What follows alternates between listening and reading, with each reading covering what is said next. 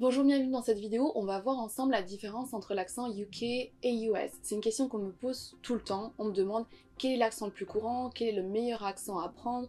On me demande est-ce que mes formations sont avec un accent ou plutôt l'autre. Et on me pose vraiment énormément de questions. Si vous aussi vous demandez est-ce qu'il vaut mieux apprendre l'accent UK ou US, l'accent britannique ou l'accent américain, cette vidéo est faite pour vous. Mais si c'est la première fois sur cette chaîne, bienvenue, je m'appelle Léa Verselotti, je suis coach et prof d'anglais. Et j'en profite pour vous dire que vous avez plein de cadeaux à télécharger gratuitement dans la description, notamment un e-book sur les 60 erreurs à ne surtout pas faire en anglais. Alors quoi faire de cette différence d'accent UK-US? Déjà, il faut savoir que 80% de l'accent de l'anglais de façon générale est commun à tous les accents, que ce soit plutôt l'anglais américain ou l'anglais britannique. 80% c'est de l'anglais général, de l'anglais qui est commun. C'est un petit peu la même différence qu'on a entre le français au Canada et le français en Suisse ou le français en France et dans d'autres pays francophones dans le monde. Il n'y a pas une grosse différence entre ces différentes spécificités régionales ou différentes spécificités de différents pays. On a la même chose avec le portugais, on a le portugais brésilien, le portugais du Portugal. C'est la même chose avec l'espagnol d'Espagne, l'espagnol d'Amérique latine. Donc sachez dans un premier temps qu'il ne faut pas trop vous prendre la tête parce que l'anglais, la base de l'anglais, les 80% de l'anglais, c'est globalement la même chose où que vous alliez. Donc il n'y a pas vraiment de questions à se poser par rapport à la différence entre... Il n'y a pas vraiment de choix à faire jusqu'à ce que vous ayez arrivé à un niveau intermédiaire B2. Alors, mais il existe quand même des petites différences entre l'accent UK, British, et l'accent américain US. On va voir exactement quelles sont ces différences juste après. Mais avant de vous donner les différences entre l'accent britannique et l'accent américain, je voulais vous rappeler qu'il existe une immense variété très importante d'accents. Il n'y a pas que ces deux accents-là. Oui, l'accent UK et l'accent US sont les plus courants, c'est ceux qu'on entend le plus dans la télévision, les films, les séries, dans les livres, etc. Mais il existe plein d'autres variétés d'anglais. On a un anglais qui est différent en Écosse, en Irlande, on a un accent spécifique et du vocabulaire spécifique en Australie et ailleurs. Mais il existe aussi un accent, un anglais que vous ne soupçonnez pas, c'est le vôtre. Il existe aussi une variété d'accents qui est la vôtre, l'accent français quand on parle en anglais, il y a aussi l'accent italien quand on parle en anglais, donc il ne faut pas que vous pensiez que seulement l'accent UK, l'accent US, c'est l'anglais pur, l'anglais le vrai, que c'est absolument celui-là que vous devez apprendre. Votre anglais à vous, celui que vous parlez, c'est un accent, une variété d'anglais qui existe et qui a le mérite d'exister. Donc vous n'avez pas à forcément copier un accent d'un anglais natif pour pouvoir parler vous-même l'anglais. Ceci étant dit, voyons maintenant les différences, les principales différences entre l'accent UK et l'accent US si vraiment vous voulez faire un choix. La plus grosse différence entre l'accent UK et l'accent US, l'anglais UK-US, c'est la prononciation. Donc c'est ça que vous entendez la première fois quand vous entendez les différentes variétés. Quand vous entendez Barack Obama parler ou Theresa May, vous allez forcément noter une différence. L'accent américain et l'accent britannique sont vraiment différents. Il y a deux, trois petites choses, deux, trois sons qui sont vraiment différents et qui font la plus grosse différence de ces deux accents et de ces deux anglais différents. On a par exemple le D au milieu d'un mot, ça c'est le son D qu'on aura quand on a l'accent américain, comme dans par exemple better, city, water.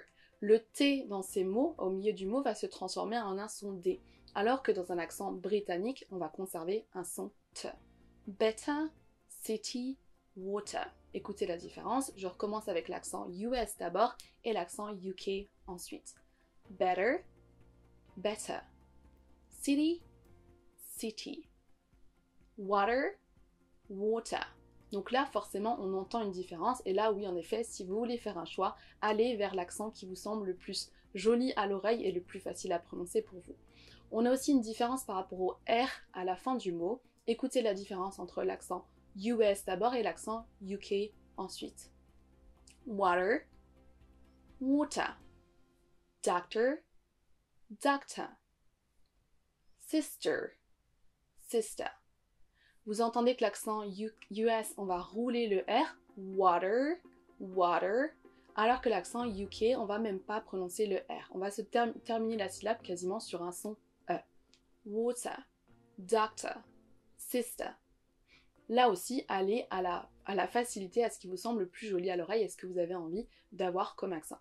On a aussi une différence dans d'autres sons, comme par exemple la première syllabe, le premier son du mot O, water, water. vous entendez peut-être une différence dans la première syllabe. Ensuite, après la prononciation, on a aussi une différence au niveau de la grammaire. Il y a différents points de grammaire où on a une différence suivant si on est aux États-Unis ou si on est en Angleterre. Pour n'en citer qu'un seul, on a par exemple la différence entre le present perfect et le prétérit. On a par exemple dans la phrase I just finished, on a un prétérit. Aux États-Unis, quand on dit qu'on vient de terminer quelque chose, on vient de faire quelque chose, on va utiliser le prétérit, alors qu'en Angleterre, on va utiliser le present perfect. I have just finished. Ça, c'est une toute petite différence, mais il y en a d'autres comme ça, où là, on a des points de grammaire qui seront différents, suivant si vous êtes plutôt aux États-Unis qu'en Angleterre. Là, honnêtement, il n'y a pas une grosse différence, à vous de choisir. Vous pourriez dire I have just finished ou I just finished. Aucune différence entre les deux pour vous, si vous souhaitez prendre l'un ou l'autre. Ensuite, on a une autre différence qui est assez flagrante, c'est la différence dans le vocabulaire. Là, on va avoir certains mots ou expressions qui vont être différents, suivant si vous êtes aux États-Unis ou en Angleterre. Un petit peu comme l'accent quand on est au Canada ou en France, qu'on va utiliser des mots différents. On a par exemple, au Canada, il me semble, on va parler de son char pour parler de sa voiture. Voilà, ça c'est une différence de vocabulaire. On a la même chose avec l'anglais US et l'anglais UK. Je vais vous donner quelques exemples de vocabulaire où en Angleterre et aux États-Unis, on n'a pas le même mot. Je vais toujours démarrer par le mot US d'abord et je vous donne l'équivalent UK ensuite. Sachez avant tout que vous choisissiez l'un ou l'autre, on va vous comprendre de toute façon, globalement dans la plupart des cas. Et ça m'arrive moi-même d'utiliser plutôt l'un, des fois des mots UK, des fois des mots US. Ne pensez pas qu'il faut que vous décidiez d'un accent et que vous soyez sur cet accent pour toujours. Il n'y a pas à décider, maintenant je parle l'accent américain, je n'utilise que des mots américains et des expressions américaines et je prends l'accent américain. Tout ce qui compte, à mon sens, c'est de pouvoir se faire comprendre et de pouvoir s'exprimer de la façon la plus fluide. Personnellement, j'utilise des mots US, des mots UK indépendamment. J'ai un accent plutôt américain, mais ça m'arrive d'utiliser des mots UK et il n'y a pas vraiment de distinction, de cloisonnement pur et dur à faire. Vous pouvez utiliser les mots que vous voulez, mais je vais vous donner tout de suite la liste avec une différence UK-US. Donc c'est parti pour US d'abord et UK ensuite. On a par exemple elevator, lift, apartment, flat, vacation, holiday, bathroom, toilet. Celui-là est intéressant à comprendre et à se souvenir. Aux États-Unis, lorsque vous êtes dans un restaurant par exemple et que vous cherchez les toilettes, évitez de dire Where is the toilet? Parce qu'on parle vraiment des toilettes, là on va s'asseoir. Demandez plutôt Where is the bathroom? C'est étrange, mais on va demander plutôt où est la, entre guillemets, salle de bain. Le mot bathroom, c'est celui qui sera le plus utilisé pour parler des toilettes de façon générale, surtout quand vous êtes dans un établissement extérieur, hôtel ou restaurant. Alors qu'en Angleterre, vous pourriez tout à fait dire Where's the toilet? Sans problème. On a ensuite candy, sweet, garbage can, dustbin, gas ou gasoline, petrol, pants, trousers, subway, underground, soccer, football, zucchini, courgette, eggplant, aubergine, french fries et chips. Pour tout ce qui est nourriture, vous remarquez peut-être que pour l'anglais UK, on va avoir beaucoup de noms qui ont une sonorité française comme courgette, aubergine, alors qu'aux États-Unis, on va avoir des noms différents comme eggplants et zucchini. Comme je vous l'ai dit, que vous choisissez l'un ou l'autre de ces mots que je vous ai cités, on va vous comprendre dans la plupart des cas. Il n'y a pas à choisir de ne prononcer que des mots plutôt US ou que des mots plutôt UK. Pour l'accent, c'est pareil, allez à ce qui est le plus facile pour vous. Sachez qu'il y a aussi des expressions qui sont plutôt typiques d'un pays ou d'un autre, qu'on utilisera plutôt dans un que dans un autre. C'est la même chose en France, au Canada ou en Suisse, on a chacun nos propres expressions. Pour n'en citer que quelques-unes, vous avez par exemple l'expression have a good one, qui ne se traduit pas forcément mot à mot, mais qui est juste une façon de dire au revoir aux États-Unis. C'est quelque chose qu'on utilise peu en Angleterre. Vous avez aussi beaucoup d'expressions idiomatiques aux États-Unis en lien avec le baseball et avec le sport de façon générale. Pour vous en citer quelques-unes, on a to throw a curveball, ça vient du baseball. To knock something out of the park, ça c'est pareil, on va avec la batte envoyer la balle en dehors du park, en dehors de la zone de jeu. Donc ça c'est du baseball de nouveau. Et on a aussi l'expression assez courante Monday morning quarterback. Monday morning quarterback. Ça c'est pareil, ça vient là par contre ça vient du baseball, du football américain. En Angleterre, on a aussi des expressions idiomatiques spécifiques UK, comme par exemple fancy a cuppa, fancy a cuppa, qui veut dire ça te dit de boire une tasse de thé.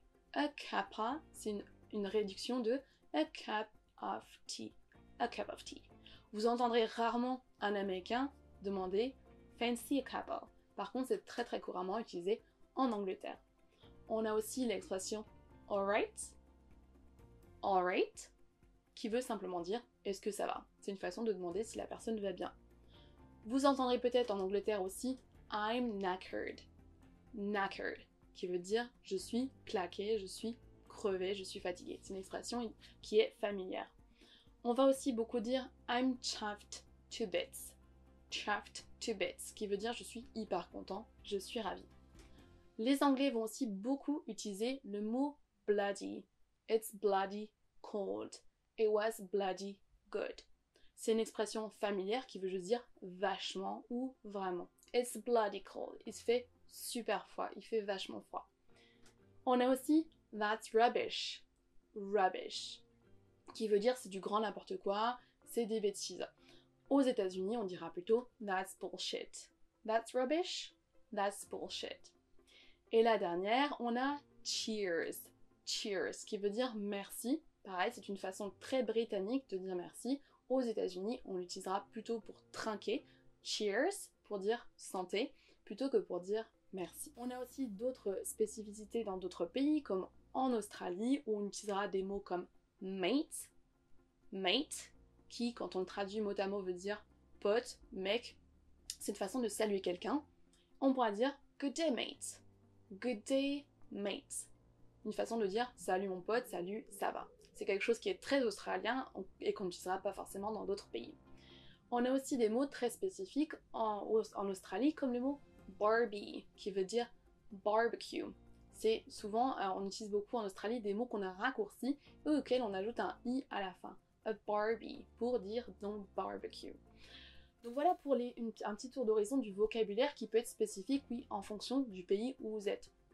Mais comme je vous l'ai dit, vous n'avez pas forcément à faire un choix, vous n'avez pas à décider, je vais à partir de maintenant ne parler que l'accent US ou que l'anglais UK. Vous pouvez tout à fait faire un melting pot de tout ça si ça vous chante. Pour vous donner un petit résumé de ma propre progression par rapport à ce concept de l'accent UK, US, etc.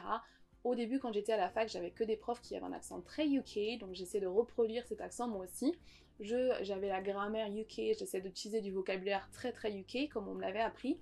Et petit à petit, je me suis rendu compte que l'accent US me correspondait plus et que c'était quelque chose qui était plus facile pour moi à utiliser. Et ensuite, je me suis moins embêtée, moins pris la tête à choisir exactement les mots que US ou que UK. Maintenant, je parle un anglais général, et quand on me demande qu'est-ce que j'enseigne dans mes formations comme type d'anglais, j'ai envie de vous dire, je vous enseigne les 90% de l'anglais qui est commun à tous les pays, et donc je vous apprends juste l'anglais courant, l'anglais qu'on utilise quand on est francophone justement. Par rapport à ce concept anglais UK, anglais US ou autre, j'aimerais vous faire un petit point pour vous rappeler que 80% de la communication qui se fait en anglais dans le monde se fait entre deux personnes non natives. Donc la plupart du temps, vous n'allez pas rencontrer un Américain, un Britannique, un Australien, un Irlandais. Vous allez parler peut-être à un Chinois, un Japonais, un Allemand, un Espagnol qui va lui aussi parler anglais comme deuxième langue, comme vous le faites, parce que l'anglais n'est pas votre langue maternelle.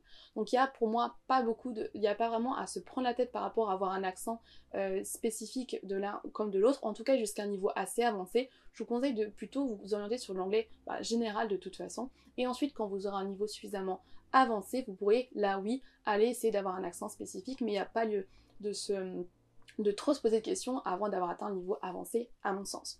Donc comme je vous l'ai dit, 80% de la communication dans le monde en anglais se fait entre deux personnes non natives. Je vais vous donner aussi deux chiffres qui vont faire prendre conscience que l'accent le plus courant, c'est le vôtre, c'est le mien, c'est un français, un allemand, un italien qui parle l'anglais comme deuxième langue et pas comme langue maternelle.